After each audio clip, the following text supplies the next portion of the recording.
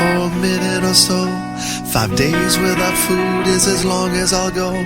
I didn't sleep once for 4 days and 3 nights. I once didn't stop for 7 red lights. I jumped into water that's 50 degrees. I've rowed in a kayak in 30-foot seas. I stayed in the woods for a week with a knife. A flint when I lost it nearly cost me my life. 20 years later, I'm still upside down. What you're about to see is how far I've come in the art of photography. It has been a long 12 years since I first got into photography, and I really want to thank everyone who has helped me on it along the way.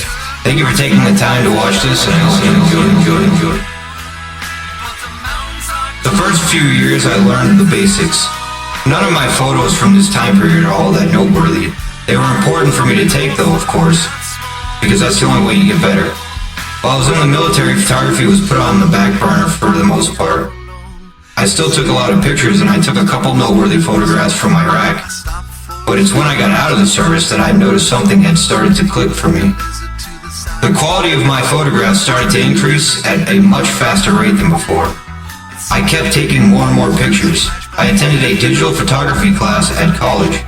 It was in the summer of 2011, and although I didn't really learn anything new per se, I relearned a lot of things, and it turned out to be a really great refresher course. In 2012, I upgraded gear and added gear that I didn't already have. Most importantly, a new camera, which was my first that had come from Canon's more expensive professional line. I also got some external lighting, a reflector, and some other miscellaneous gear. In 2013, I took even more photos than I ever had before, all of them even better than the previous years. I learned how to process images using high dynamic range. I was an extra photographer for my first wedding shoot. I had a couple of other small paying customers and shot my first model in June at Horseshoe Falls in Wilton, New Hampshire. I attended a modeling photography workshop in the fall put on by J.T. Smith in Super Shoots called Hit the Lake.